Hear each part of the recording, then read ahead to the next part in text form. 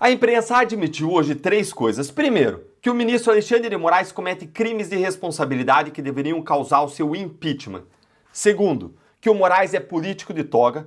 E em terceiro lugar, que o ministro está recuando para não ser derrotado pela direita, a ponto de pedir arrego.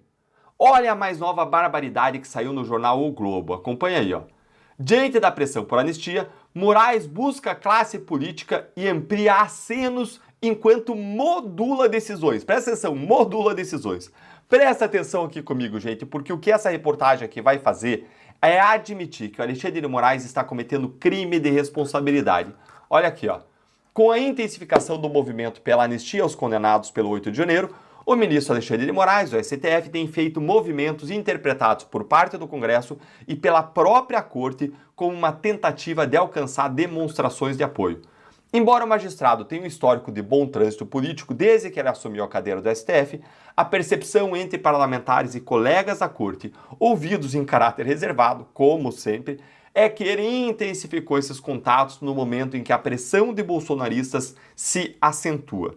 Ou seja, o Globo está dizendo aqui, sem tirar nem pôr, que o Moraes ele está tomando decisões no STF não porque ele está aplicando a lei, a Constituição, mas em resposta ao avanço da anistia e para conseguir apoio político dentro e fora do Congresso. E mais, que o ministro sempre teve um bom trânsito político, ou seja, ele é bom em fazer política. Deixa eu te mostrar o que isso aqui significa. É mais um motivo para o impeachment, dentre tantos outros. Lá na Constituição Federal, no artigo 95, parágrafo único, inciso 3º, diz o seguinte, olha aí na tela. Aos juízes é vedado dedicar-se à atividade político-partidária. E quais são as consequências para quem viola esse preceito constitucional? Tá aqui, ó, gente, na lei do impeachment, de modo muito claro. Artigo 39 são crimes de responsabilidade dos ministros do STF. Tá aí, ó. Inciso 3º, item 3, exercer atividade político-partidária. Ou seja, o jornal já começa admitindo, mesmo sem querer, que o Moraes está cometendo um crime de responsabilidade. Você achou pouco? Pois piora. Dá uma olhadinha aqui, ó. Responsável pela indicação de Moraes ao STF em 2017, o ex-presidente Michel Temer avalia que a boa relação com a classe política é uma marca da atuação do aliado. Antes de ingressar na corte, o magistrado foi ministro da Justiça da gestão MDBista, além de ter atuado no governo de São Paulo com Geraldo Alckmin e na prefeitura da capital paulista com Gilberto Kassab, hoje presidente do PSD. Diz ele, o ex-presidente Temer, eu conheço o Alexandre há muito tempo e ele sempre foi de muito diálogo, especialmente diálogo com a classe política. Nessa condição do Supremo, ele continua com o mesmo tom, sempre foi assim, disse Temer ao Globo. Gente, isso aí é o absurdo do absurdo, ou seja, o jornal, ele não só fez questão de mostrar que o Moraes é um verdadeiro político de toga, como ele foi além, e ele trouxe o padrinho político do Moraes, o ex-presidente da República, o Michel Temer, para fazer agora um comentário em tom elogioso sobre como que o seu pupilo sempre foi um bom político. Me diz se isso aqui é ou não é, para deixar qualquer brasileiro de bem indignadíssimo. Aí a matéria ainda nos conta quais foram os movimentos do Moraes buscando apoio, respaldo no Congresso para não ser derrotado, ou seja, pedindo arrego. Primeiro conta que houve aquele jantar obsceno na casa do Moraes com metade da República, do qual o Hugo Motta saiu de lá totalmente contra a anistia, quando antes o Hugo Motta era a favor da anistia. Depois teve aquela aparição surpresa de Moraes no Salão Negro do Congresso em 1º de abril para o lançamento de um livro organizado pelo Rodrigo Pacheco. E ainda teve um jantar que o Moraes fez na casa dele com o Temer e com o Nunes Marques, um ministro de quem Moraes queria se aproximar e teria conseguido se aproximar, já que o Nunes Marques é um daqueles que diverge deles nas condenações dos réus do 8 de janeiro. Agora deixa eu te fazer outra pergunta. Você consegue imaginar uma matéria benevolente dessas daqui, na época da Lava Jato, dizendo em tom elogioso como o Sérgio Moro é político, como ele tem um bom trânsito com a direita, como juiz da Lava Jato e que ele toma suas decisões sempre pensando politicamente para atingir a esquerda? Tudo isso em tom elogioso. Vocês conseguem imaginar alguma coisa assim?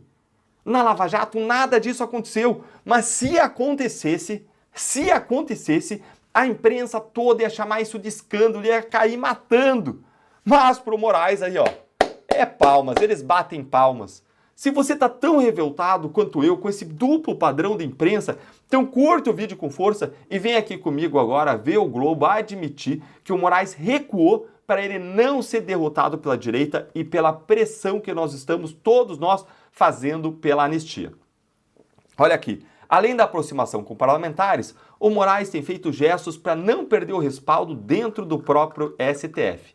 No mês passado, ele decidiu tirar da prisão a mulher responsável por pichar uma estátua durante os atos golpistas, 2 dias após o ministro Luiz Fux questionar a pena de 14 anos que pode ser aplicada a ela. O movimento foi visto como uma forma de aplacar as críticas de que as punições a investigados que depredaram prédios públicos durante os 8 de janeiro têm sido punições excessivas. Além disso, o ministro autorizou na semana passada que 24 parlamentares visitem o ex-ministro Walter Braga Neto na prisão. O general, que foi vice na chapa de Bolsonaro na eleição de 22, está preso desde dezembro em uma unidade militar no Rio. Em ocasiões anteriores, o ministro impôs restrições para visitas a presos ligados à tentativa de golpe. No ano passado, Moraes chegou a vetar que a deputada Carla Zambelli se encontrasse com mulheres detidas no complexo da Papuda, lá em Brasília. Ou seja, gente, Moraes sentiu. E Moraes tomou essas decisões recuando, porque ele passou a se encontrar numa posição mais fraca do que ele estava antes. Porque, olha, quem está forte, quem é invencível, não precisa fazer esse tipo de gesto, de aceno, de recuo. Como diz o próprio jornal, recuos. Moraes, ele viu como a repercussão pública dos seus abusos e a força da direita estavam causando o risco de ele perder até mesmo apoio dentro do Supremo, onde ele ainda é muito forte, apesar de tudo. E por isso é importante que a gente siga fazendo esse tipo de análise aqui, que tem 2 grandes objetivos. Primeiro, denunciar e criticar essa normalização que a imprensa faz dos ministros do STF simplesmente fazendo política. Mas, em segundo lugar, ajudar você da direita a nunca esquecer da força que você tem, da força que nós temos. A luta é árdua, a luta é difícil, o caminho é marcado por várias derrotas, por avanços e retrocessos. Agora vai, de repente não é mais bem assim, não vai. Mas os resultados demoram para chegar, mas chegam, uma hora eles vêm. E ao longo do tempo, a força das posições vai mudando. Eu gosto muito de uma análise que era feita pelo Carlos Fernando lá na Lava Jato. Ele falava, sabe quando a gente estuda aqueles vetores de forças da física, que tem setinha para cá, tantos graus, setinha para lá, tantas diferenças de força, e aí você tinha que calcular a resultante, porque um puxa para cá, outro puxa para lá, outro puxa para cima, outro puxa para baixo, e de tudo isso resulta um movimento numa direção, a depender de quem puxa mais e para qual lado puxa mais.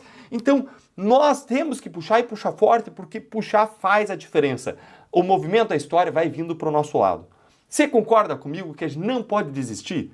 Me conta aí sua opinião nos comentários, curte o vídeo para voz a nossa indignação conjunta contra a injustiça chegar mais longe. Não esquece, se inscreve no canal, aqui é a sua casa, clica no sininho para você não perder análises como essa e se torne membro do canal para receber conteúdos exclusivos, além de também ser uma forma muito gentil de você estar apoiando o nosso trabalho. Um grande abraço.